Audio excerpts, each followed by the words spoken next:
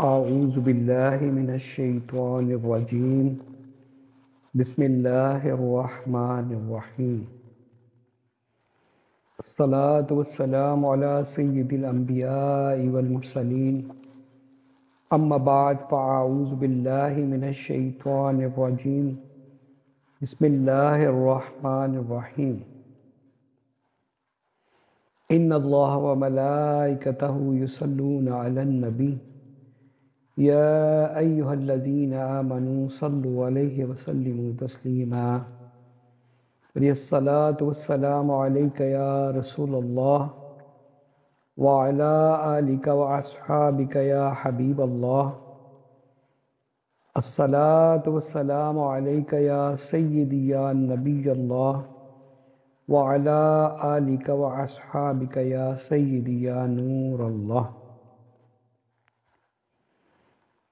فرمان مصطفیٰ صلی اللہ تعالی علیہ وآلہ وسلم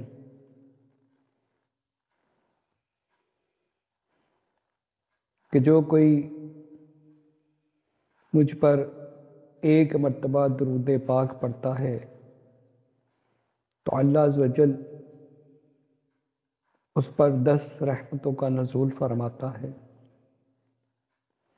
اس کے 10 گناہ مٹاتا ہے، اس کے نامہ اعمال میں 10 نیکیاں درج فرماتا ہے۔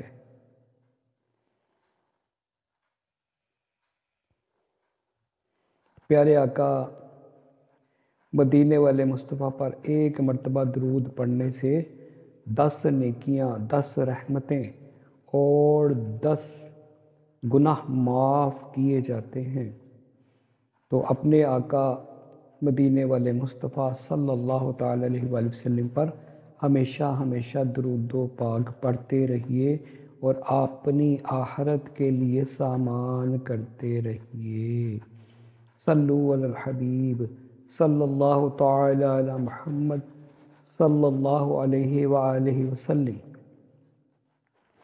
پیارے پیارے میٹھے اسلامی بھائیوں،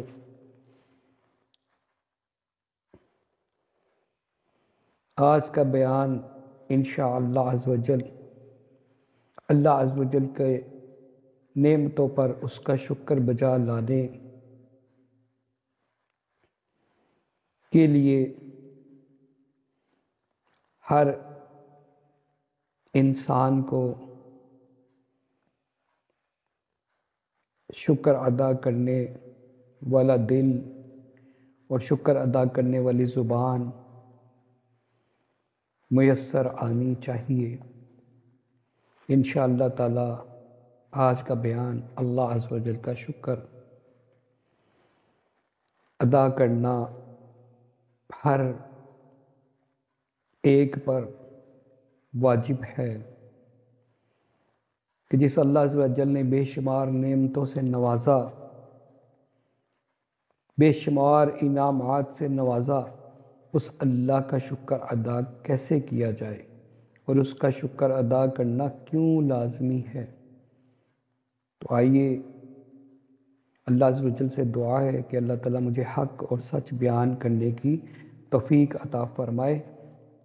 اللہ عز و جل میری زبان کی گرہ کھول دے، مجھ پر میرا کام آسان فرما دے، آمین بجاہ النبی الکریم صلی اللہ تعالی علیہ وآلہ وسلم۔ تو سب سے پہلے شکر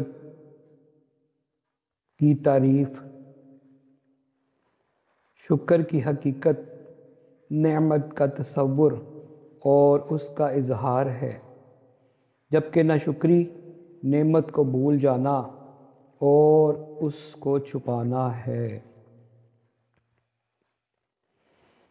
تفسیر صراط الجنان میں ہے، شکر کی تعریف یہ ہے کہ کسی احسان اور نعمت کی وجہ سے زبان، دل یا اعضاء کے ساتھ اس کی تعظیم کرنا۔ خوشحالی میں شکر کرنے والا شاکر ہے، جبکہ مصیبت میں شکر کرنے والا شکور ہے۔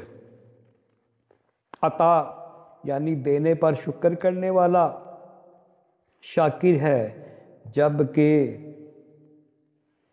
منع یعنی نہ دینے پر شکر کرنے والا شکور ہے۔ اللہ عز و جل قرآن مجید فرقان حمید میں ارشاد فرماتے ہیں، جس کا ترجمہ یوں ہے، ترجمہ کنز الایمان، اگر احسان مانو گے تو میں تمہیں اور دوں گا، اور اگر نہ شکری کرو تو میرا عذاب سخت ہے۔ اللہ اکبر، اللہ اکبر۔ صدر الفاضل حضرت علامہ مولانا سید محمد نعیم الدین مراد آبادی علیہ رحمۃ اللہ ہادی خزائن العرفان میں اس آیت مبارکہ کے تحت فرماتے ہیں کہ اس آیت سے معلوم ہوا کہ شکر سے نعمت زیادہ ہوتی ہے۔ شکر کی اصل یہ ہے کہ آدمی نعمت کا تصور اور اس کا اظہار کرے، اور حقیقت شکریہ ہے کہ منعم یعنی نعمت دینے والے کی نعمت کا اس کی تعظیم کے ساتھ اعتراف کرے اور نفس کو اس کا خوگر بنائے۔ یہاں ایک باریکی ہے کہ وہ یہ کہ بندہ جب اللہ عز و جل کی نعمتوں اور اس کے طرح طرح کے فضل و کرم و احسان کا مطالعہ کرتا ہے تو اس کے شکر میں مشغول ہوتا ہے، اس سے نعمتیں زیادہ ہوتی ہیں، اور بندے کے دل میں اللہ عز و جل کی محبت بڑھتی چلی جاتی ہے۔ یہ مقام بہت برتر ہے، یعنی اونچا ہے، اور اس سے اعلیٰ مقام یہ ہے کہ منعم کی محبت یہاں تک غالب ہو کہ قلب کو نعمتوں کی طرف التفات باقی نہ رہے۔ یہ مقام صدیقوں کا ہے۔ اللہ عز و جل اپنے فضل سے ہمیں شکر کی توفیق عطا فرمائے، آمین بجاہ النبی الامین۔ حدیث مبارکہ میں ہے کہ حضرت سیدنا ابن عباس رضی اللہ تعالیٰ عنہ سے روایت ہے کہ حسن اخلاق کے پیکر، نبیوں کے تاجور صلی اللہ تعالیٰ علیہ وآلہ وسلم نے ارشاد فرمایا، جسے 4 چیزیں مل گئیں اسے دنیا آخرت کی بلائی مل گئی۔ نمبر 1، شکر کرنے والا دل۔ نمبر 2، ذکر کرنے والی زبان۔ نمبر 3، آزمائش پر صبر کرنے والا بدن۔ اور نمبر 4، اپنے آپ اور شوہر کے مال میں خیانت نہ کرنے والی بیوی۔ صلو علی الحبیب صلی اللہ تعالی علی محمد صلی اللہ علیہ وآلہ وسلم۔ پیارے اسلامی بھائیوں، اللہ عز و جل کی نعمتوں پر شکر ادا کرنا واجب ہے، یعنی دل و اعتقاد میں اللہ کی طرف نعمت کی نسبت کرے اور نافرمانی میں خرچ نہ کرے۔ انعامات الہیہ، اللہ تعالیٰ کی نعمتوں پر شکر ادا کرنا مومنین کا طریقہ، اور ان کی ناشکری کرنا کفار و منافقین کا طریقہ ہے۔ شکر ادا کرنا رضائے الہی اور جنت میں لے جانے والا عمل ہے، جبکہ ناشکری کرنا رب عز و جل کی ناراضگی اور جہنم میں لے جانے والا کام ہے۔ انبیاء اکرام پر جو انعام الہی ہو اس کی یادگار قائم کرنا اور شکر بجا لانا متعدد صورتوں میں مسنون یعنی سنت ہے۔ اگر کفار بھی قائم کرتے ہوں جب بھی اس کو چھوڑا نہ جائے گا، جیسا کہ محرم الحرام کی 10ویں تاریخ کو حضرت سیدنا موسیٰ کلیم اللہ علی نبینا اور ان کی قوم کو اللہ عز و جل نے فرعون سے نجات دلائی، وہ اس کے شکرانے میں عاشوراء کا روزہ رکھتے تھے۔ سرکار دو عالم صلی اللہ تعالی علیہ وآلہ وسلم نے بھی اس دن کا روزہ رکھا۔ اور فرمایا حضرت موسیٰ علیہ السلام کی فتح کی خوشی منانے اور اس کی شکر گزاری کرنے کے ہم یہود سے زیادہ حقدار ہیں۔ صلو علی الحبیب صلی اللہ تعالی علی محمد صلی اللہ علیہ وآلہ وسلم۔ جس روز اللہ عز و جل نے خاص رحمت نازل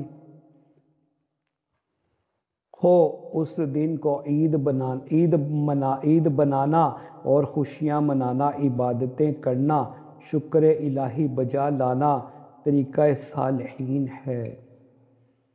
اور کچھ شک نہیں کہ سید عالم صلی اللہ تعالی علیہ وآلہ وسلم کی تشریف آوری اللہ عز و جل کی عظیم ترین نعمت اور بزرگ ترین رحمت ہے۔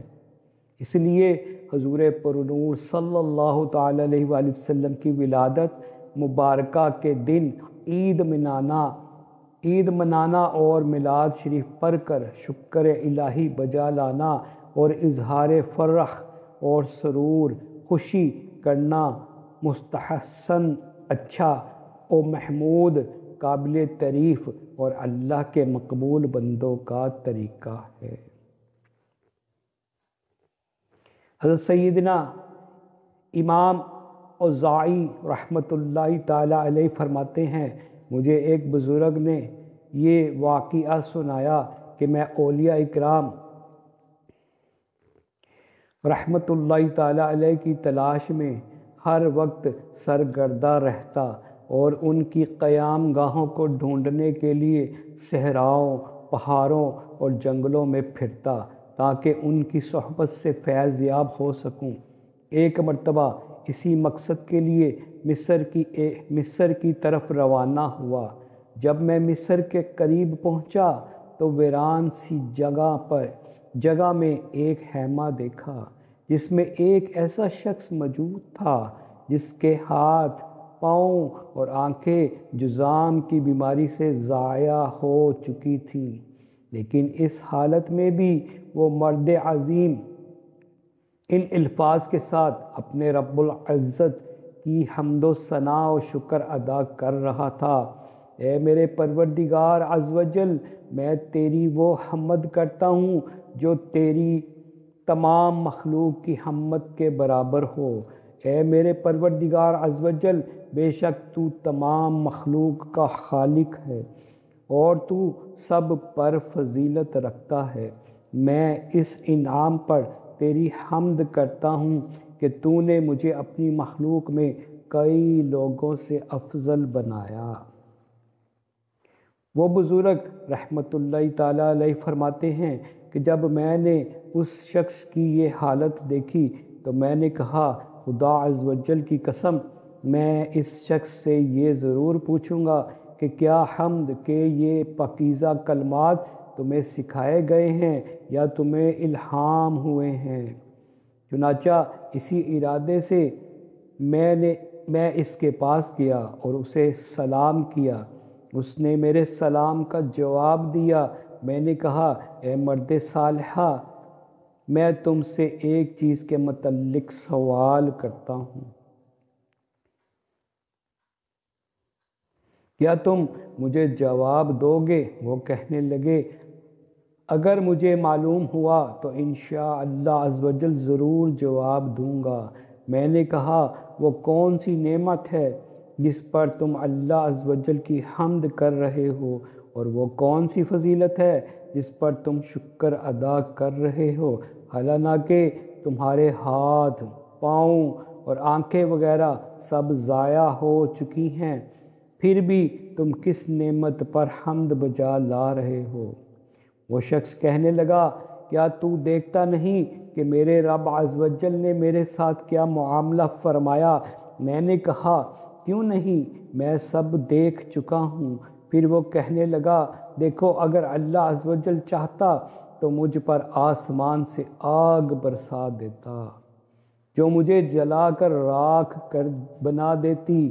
اگر وہ پروردگار چاہتا تو پہاڑوں کو حکم دیتا اور وہ مجھے تباہ و برباد کر دیتے۔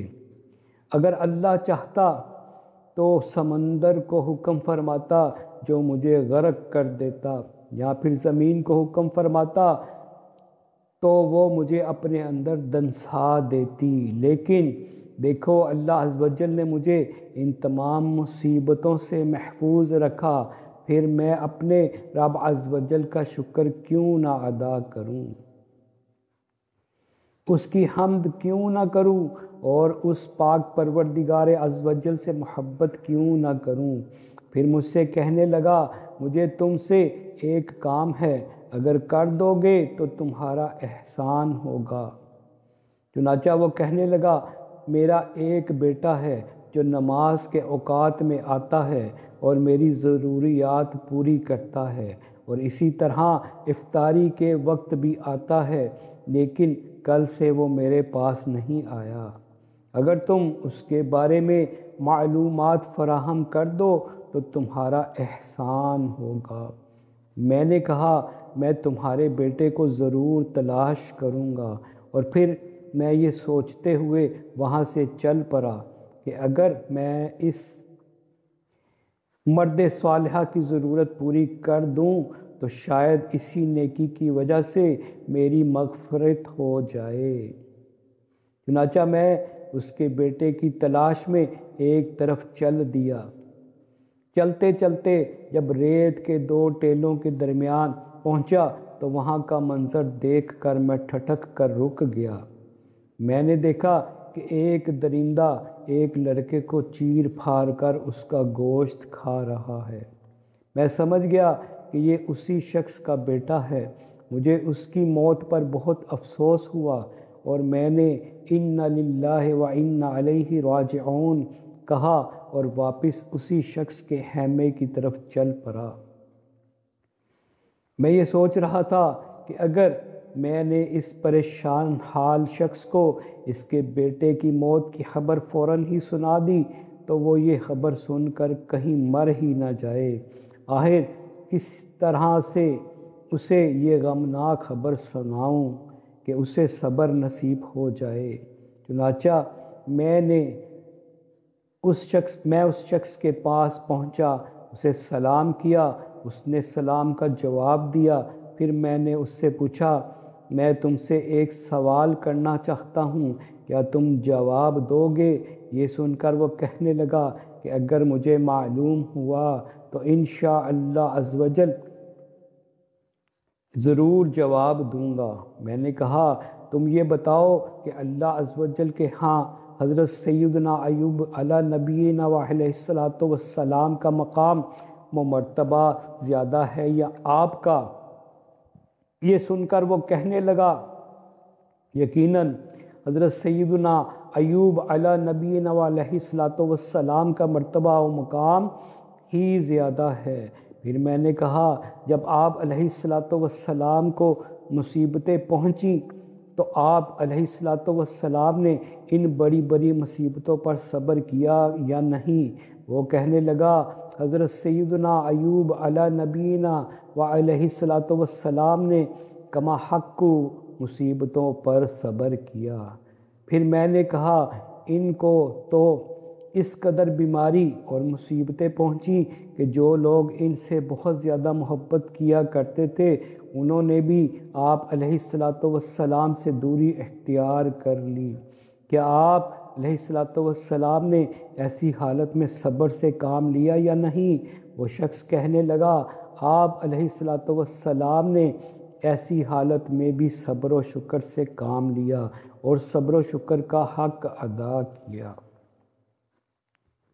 یہ سن کر میں نے اس شخص سے کہا پھر تم بھی صبر سے کام لو۔ سنو اپنے جس بیٹے کا تم نے تذکرہ کیا تھا اس کو درندہ کھا گیا ہے۔ یہ سن کر اس شخص نے کہا تمام تعریفیں اللہ عز و جل کے لیے ہیں جس نے میرے دل میں دنیا کی حسرت ڈالی۔ پھر وہ شخص رونے لگا اور روتے روتے اس نے جان دے دی۔ میں نے اِنَّ لِلَّهِ وَإِنَّ عَلَيْهِ رَاجِعُونَ کہا اور سوچنے لگا کہ میں اس جنگل بیابان میں اکیلے اس کی تجہیز و تکفین کیسے کروں گا؟ یہاں اس ویرانے میں میری مدد کو کون آئے گا؟ ابھی میں یہ سوچ ہی رہا تھا کہ اچانک ایک سمت سے مجھے 10-12 سواروں کا قافلہ نظر آیا۔ میں نے انہیں اشارے سے اپنی طرف بلایا تو وہ میرے پاس آئے اور مجھ سے پوچھا، تم کون ہو اور یہ مردہ شخص کون ہے؟ میں نے انہیں سارا واقعہ سنایا تو وہ وہیں رک گئے اور اس شخص کو سمندر کے پانی سے غسل دیا اور اس سے وہ کفن پہنایا جو ان کے پاس تھا۔ پھر مجھے اس کی نماز جنازہ پڑھانے کو کہا تو میں نے اس کی نماز جنازہ پڑھائی اور انہوں نے میری اقتداء میں نماز جنازہ ادا کی۔ پھر ہم نے اس عظیم شخص کو اسی خیمے میں دفن کر دیا۔ ان نورانی چہرے والے بزرگوں کا قافلہ ایک طرف روانہ ہو گیا۔ میں وہیں اکیلا رہ گیا۔ رات ہو چکی تھی لیکن میرا وہاں سے جانے کو دل نہیں چاہ رہا تھا۔ مجھے اس صابر و شاکر انسان سے محبت ہو گئی تھی۔ میں اس کی قبر کے پاس ہی بیٹھ گیا۔ کچھ دیر بعد مجھ پر نیند کا غلبہ ہوا تو میں نے خواب میں ایک نورانی منظر دیکھا کہ میں اور وہ شخص ایک سبز قبے میں موجود ہیں اور وہ سبز لباس زیب تن کیے کھڑے ہو کر قرآن حکیم کی تلاوت کر رہا ہے۔ میں نے اس سے پوچھا، کیا تو میرا وہی دوست نہیں جس پر مصیبتیں ٹوٹ پڑی تھیں اور وہ انتقال کر گیا تھا؟ اس نے مسکراتے ہوئے کہا، ہاں میں وہی ہوں۔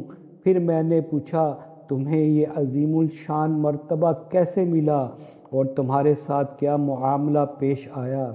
یہ سن کر وہ کہنے لگا، الحمدللہ عز وجل، مجھے میرے رب عز وجل نے ان لوگوں کے ساتھ جنت میں مقام عطا فرمایا ہے جو مصیبتوں پر صبر کرتے ہیں اور جب انہیں کوئی خوشی پہنچتی ہے تو شکر ادا کرتے ہیں۔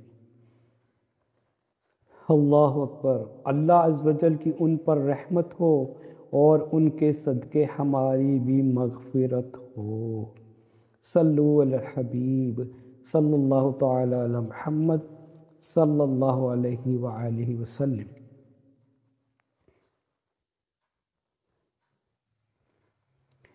پیارے اور میٹھے اسلامی بھائیوں، اللہ عز وجل کی نعمتیں جان کر، دیکھ کر ان کا شکر کرنے کا مدنی ذہن بنائیے۔ اللہ عز وجل اور اس کے حبیب صلی اللہ تعالی علیہ وآلہ وسلم کے مبارک فرامین سہارا دیں گے اور بندہ شکر کی طرف مائل ہوگا، اور شکر سے متعلق واقعات پڑھنے سے یہ ذہن بنے گا کہ دنیا میں اللہ عز وجل کے کئی ایسے نیک بندے بھی ہیں جن پر مصائب و آلام کے پہاڑ ٹوٹے، لیکن اس کے باوجود ان کی زبان پر ناشکری کا ایک کلمہ بھی نہ آیا۔ انہوں نے ہر حال میں رب تعالیٰ کا شکر ہی ادا کیا۔ شکر کے فضائل پڑھنے کے لیے دعوت اسلامی کے اشاعتی ادارے مکتبۃ المدینہ کا مطبوعہ رسالہ شکر کے فضائل اور امام غزالی علیہ رحمۃ اللہ والی کے مایہ ناز تصنیف احیاء العلوم جلد 4 صفحہ 239 سے مطالعہ بہت مفید ہے۔ تو غور کیجئے کہ ہمارے پاس رہنے کے لیے اپنا مکان ہے، مگر کئی لوگ ایسے ہیں جن کے پاس اپنا مکان نہیں، بلکہ بعضوں کے پاس تو مکان ہی نہیں، سڑکوں اور فٹ پاتھوں پر ان کے شب و روز بسر ہوتے ہیں۔ ہمیں صبح، دوپہر، شام 3 وقت کا پرتکلف کھانا میسر ہے، مگر کئی لوگ ایسے بھی ہیں جنہیں 2 وقت کی روٹی میسر نہیں۔ ہمارے لیے میٹھے مشروبات موجود ہیں، مگر کئی لوگوں کو تو پینے کا صاف پانی تک میسر نہیں، آلودہ پانی پینے پر مجبور ہیں۔ امید ہے اس طرح رب تعالیٰ کی عطا کردہ نعمتوں پر شکر کرنے کا مدنی ذہن بنے گا۔ جب ہم یہ سوچیں گے کہ ہمارے پاس جو نعمتیں ہیں، بعض لوگ ایسے ہیں جن کے پاس ایسی نعمتیں نہیں ہیں، تو اللہ عز و جل کی نعمتوں کا شکر ادا کرنے کا ذہن بنے گا۔ تو ہمیشہ اپنے سے نیچے کو دیکھیے، تو انشاءاللہ عز و جل اللہ کا شکر ادا کرنے میں مدد آئے گی۔ اللہ نے بے شمار مخلوقات کو پیدا فرمایا، لیکن ہمیں اشرف المخلوقات پیدا فرمایا، پھر مسلمان پیدا فرمایا۔ یہ سب اللہ عز و جل کی نعمتوں کا بیان ہے۔ اللہ عز و جل کا شکر ادا کرنے کا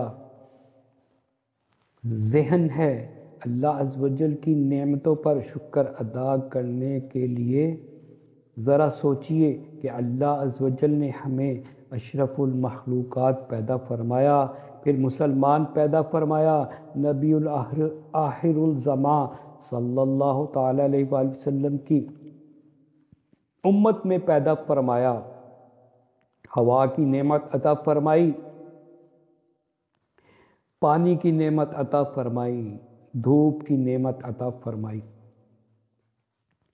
اپنے جسم میں غور کیجئے کہ دیکھنے کے لیے 2 آنکھیں عطا فرمائی، سننے کے لیے 2 کان عطا فرمائے، پکڑنے اور چھونے کے لیے 2 ہاتھ عطا فرمائے، سونگھنے کے لیے ناک عطا فرمائی، چلنے کے لیے پاؤں عطا فرمائے، کھانے کے لیے منہ عطا فرمایا، پھر سخت چیزیں چبانے کے لیے دانت عطا فرمائے۔ الغرض اللہ عز و جل کی نعمتوں کا شمار نہیں، مگر جتنی بھی نعمتوں میں غور کریں گے اتنا ہی اللہ عز و جل کا شکر بجا لانے کا مدنی ذہن بنتا ہی چلا جائے گا۔ نعمتوں کی مختلف اقسام اور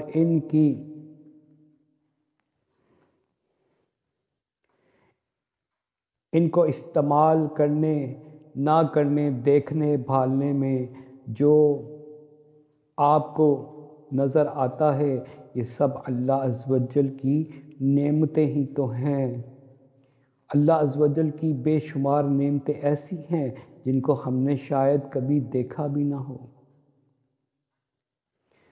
تو کیوں نہ ایسی بھی نعمتوں کا شکر ادا کیا جائے، اور شکر ادا کرنے سے اللہ عز و جل نے فرمایا کہ جو شکر ادا کرے گا میں اس کو اور عطا فرماؤں گا۔ اضافہ شکر ادا کرنے میں اللہ عز و جل کی نعمتوں کا اضافہ ہوتا ہے، اور اگر ان کی ناشکری کی جائے تو وہ نعمتیں چھینی بھی جا سکتی ہیں۔ جب بندے کو نعمتوں کے زوال کا خوف ہوگا تو خود بخود اس کا ذہن نعمتوں کے شکر کی طرف مائل ہوگا کہ کہیں میرے پاس موجود نعمت زائل نہ ہو جائے۔ ایک بزرگ رحمۃ اللہ تعالیٰ علیہ فرماتے ہیں، نعمتیں وحشی جانوروں کی طرح ہیں، انہیں شکر کے ذریعے قید میں رکھو۔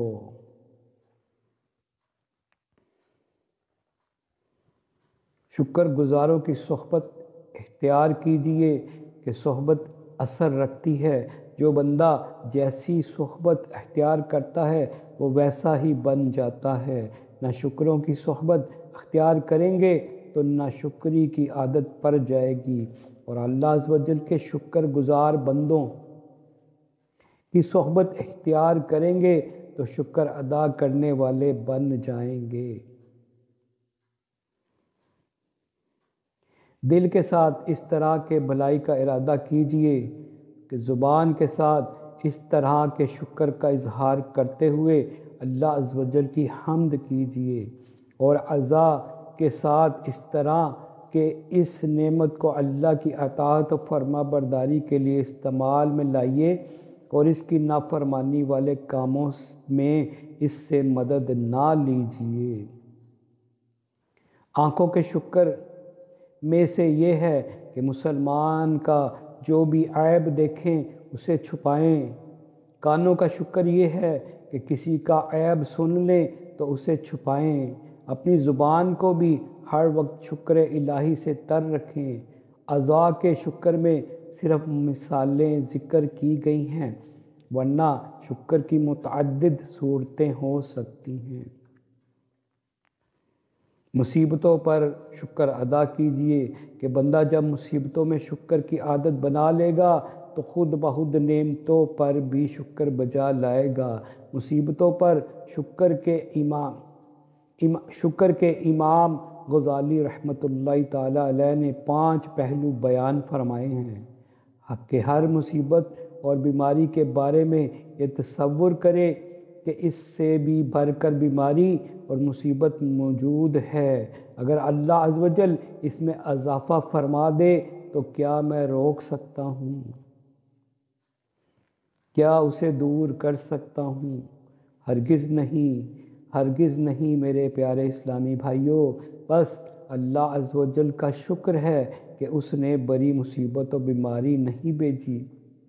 یہ تصور کر کے شکر ادا کرے کہ ہو سکتا ہے کہ اس مصیبت کے بدلے کوئی دینی مصیبت دور کر دی گئی ہو۔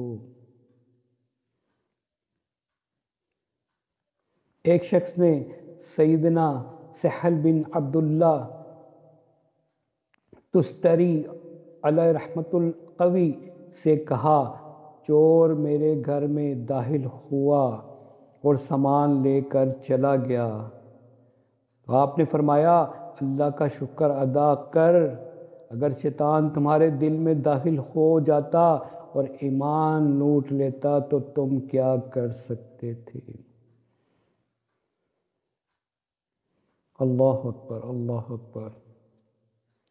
ہمیشہ یہ تصور کیجئے کہ ہو سکتا ہے کہ کوئی اخری سزا دنیا میں ہی دے دی گئی ہو، اور یہ بھی اللہ عز و جل کی بہت بڑی نعمت ہے، کیونکہ جسے کسی عمل کی دنیا میں سزا دے دی گئی تو اب اسے اس عمل کی آخرت میں سزا نہیں ملتی۔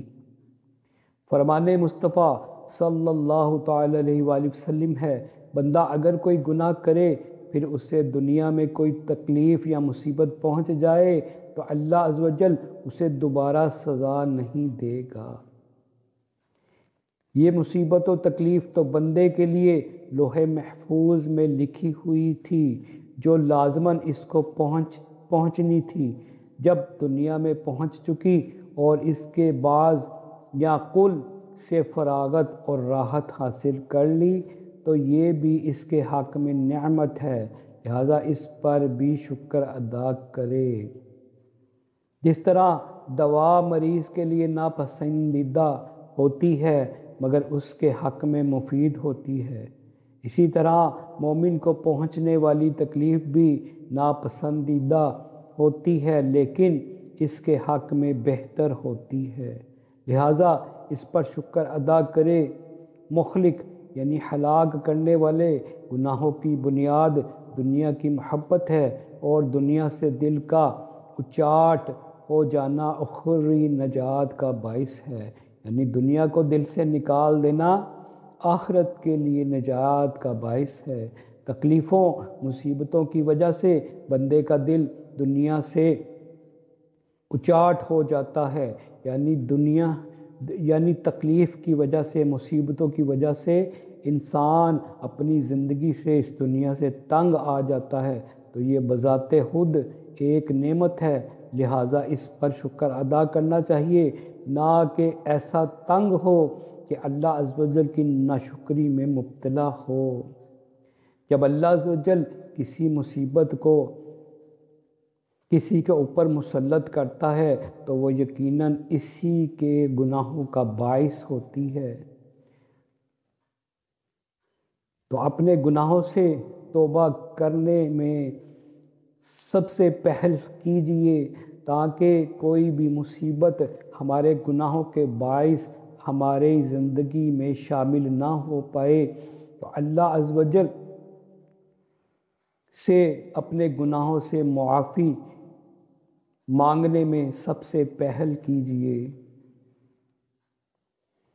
اور آئندہ نیک اعمال کرنے میں اپنے آپ کو یوں لگا لیجئے جیسا کہ اللہ عز و جل کے حکم کے مطابق اس کے کاموں میں لگنا ہوتا ہے۔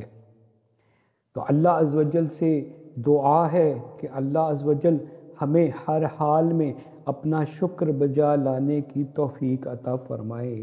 جو نعمتیں اللہ عز و جل نے ہماری زندگی میں ہمارے ساتھ ساتھ ہر وقت صبح و شام عطا فرمائی اور فرماتا رہتا ہے، ان نعمتوں کا اللہ عز و جل کی بارگاہ میں ہر روز شکر ادا کیجئے۔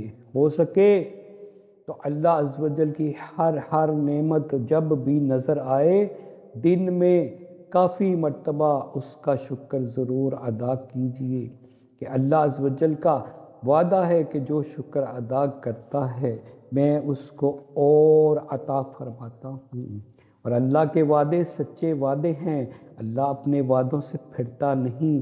تو پیارے اور میٹھے محسن اسلامی بھائیوں، اپنے آپ کو، اپنی زندگیوں کو اللہ عز و جل کی نعمتوں پر ہمیشہ شکر بجا لانے والا بنائیے اور دوسروں کو بھی اس کی ترغیب دلائیے کہ اللہ عز و جل جو کوئی مصیبت یا پریشانی یا رنج و آلام آپ کی زندگی میں آئے تو اس پر بھی صبر کر اللہ عز و جل کا شکر ادا کیجئے کہ وہ رنج و غم مصیبت جلد دور ہو جانے والی ہوتی ہے۔ تو بے شک اللہ عز و جل نے جو ہمیں بے شمار نعمتیں عطا فرمائی جو ان گنت ہیں، جن کو کوئی نہیں گن سکتا، تو ان نعمتوں پر بھی اللہ کا شکر ادا کیجئے۔ اللہ نے زمین و آسمان بنائے ہمارے لیے، آسمان کو چھت بنایا، زمین کو ٹھہرنے والا بنایا۔ سوچئے تو صحیح، اگر یہ زمین نہ ہوتی، صرف زمین کے نیچے جو پانی ہے وہ پانی ہی ہوتا اور پانی میں رہنا پڑتا تو کیا ہوتا؟ ذرا سوچئے تو، یہ دو آنکھیں جو نورانی آنکھیں اللہ عز و جل نے ہمیں عطا فرمائی ہیں، اگر یہ آنکھیں نہ ہوتیں تو ہم دنیا کو کیسے دیکھتے، اپنے ماں باپ کو کیسے دیکھتے، اپنے بہن بھائیوں کو کیسے پہچانتے، دوست و احباب کو کیسے پہچانتے؟ میرے پیارے اسلامی بھائیوں، اللہ عز و جل نے ہمارے اعضاء، ہر قسم کا اعضاء سلامت اور صحیح رکھا۔ اگر ہم غور کریں تو ہمارے لیے اس کا بھی شکر ادا لانا بہت مشکل ہے کہ اللہ عز و جل کی اتنی زبردست نعمتیں ہیں جن سے ہم کام لیتے ہیں، پھر بھی اللہ کا شکر ادا نہیں کر پاتے۔ پیارے اور میٹھے اسلامی بھائیوں، آج ہمیں اس بیان سے درس ملا کہ آج کے بعد انشاءاللہ عز و جل اللہ کی ہر نعمت پر شکر ادا کریں گے۔ ہم انشاءاللہ عز و جل اس کے شکر گزار بندے بننے میں کوشش جاری و ساری رکھیں گے انشاءاللہ عز و جل۔ تو میں بھی نیت کرتا ہوں کہ ہر حال میں اللہ عز و جل کا شکر بجا لاؤں گا۔ آپ بھی نیت فرما لیجئے کہ ہر حال میں اللہ عز و جل کا شکر ادا کرنا ہے۔ اللہ عز و جل ہمیں ہر حال میں شکر ادا کرنے والا بنا دے۔ یا اللہ عز و جل ہمیں جو تو نے دنیا جہان کی نعمتیں عطا فرمائی سب پر تیرا شکر ادا کرتے ہیں، مولا کریم ہمارے عاجزانہ شکرانے کو اپنی بارگاہ میں قبول فرما۔ یا اللہ عز و جل ہمیں تو نے جو بھی نعمتیں عطا فرمائی، اے اللہ بے شک تیری نعمتیں ان گنت ہیں جن کو گنا نہیں جا سکتا۔ اے اللہ جو ہم نے نعمتیں پائیں، جو نہ پا سکے، جو نہ دیکھ سکے، اے اللہ وہ سب تیری ہی تو نعمتیں ہیں۔ اے اللہ سب پر تیرا شکر ادا کرتے ہیں، مولا قبول فرما اور آئندہ ہمیں صحیح شکر ادا کرنے والا بنا دے اور شکر گزاروں میں ہمیں اٹھا۔ اے اللہ جو بیان کیا، جو عرض کرنے کی کوشش کی، مولا کریم ہمیں اس پر عمل کرنے کی توفیق عطا فرما، ہمیں اس کا عامل بنا دے۔ اے اللہ اچھی نیتوں کا عامل بنا دے۔ اے مالک مولا صبر کا عامل بنا دے۔ اے مالک مولا اخلاص کا عامل بنا دے۔ اے اللہ ہمیں نیک بنا دے۔ اے اللہ ہم نے جو سنا، جو بیان کیا، مولا کریم اس پر عمل کی توفیق عطا فرما، اور عمل پر ہمیں اجر کثیر عطا فرما۔ مولا کریم اس بیان میں جو غلطیاں ہو گئی مولا کریم اس کو معاف فرما دے۔ اللہ تو مجھے معاف فرما دے، مجھے معاف فرما دے، مجھے معاف فرما دے۔ آئندہ حق سچ بیان کرنے کی توفیق عطا فرما، میری زبان کی گرہ کھول دے، مجھ پر میرا کام آسان فرما دے۔ اے مالک مولا میری اس کاوش کو اپنی بارگاہ میں قبول فرما۔ اے اللہ اخلاص عطا فرما، اخلاص عطا فرما۔ وفوض امری الی اللہ، وفوض امری الی اللہ، وافوض امری الی اللہ۔ اے اللہ سننے والوں کے درجات بلند فرما۔ اے اللہ ان کے علم میں، عمل میں، عمر میں برکتیں دے۔ اے اللہ ان کی گھروں میں خیر و برکتوں کا نزول فرما، ان پر اپنی رحمتوں کے دروازے کھول دے، کھول دے، کھول دے۔ ہم سب پر اپنی رحمتوں کے، برکتوں کے، وسعتوں کے، بلائیوں کے دروازے کھول دے، کھول دے، کھول دے۔ اے اللہ ہماری دعاؤں کو، التجاؤں کو قبول فرما، اسلام پر زندہ رکھ، ایمان پر سلامتی کے ساتھ عافیت والی موت نصیب فرما۔ اے اللہ ہماری دعاؤں کو، التجاؤں کو قبول فرما۔ آمین آمین آمین بجاہ النبی الامین صلی اللہ تعالی علیہ وآلہ وسلم۔ سبحان ربک رب العزت عما یصفون، والسلام علی المرسلین، والحمد للہ رب العالمین، وآخر دعوانا ان الحمد للہ رب العالمین۔ صلو علی الحبیب صلی اللہ تعالی علی محمد صلی اللہ علیہ وآلہ وسلم۔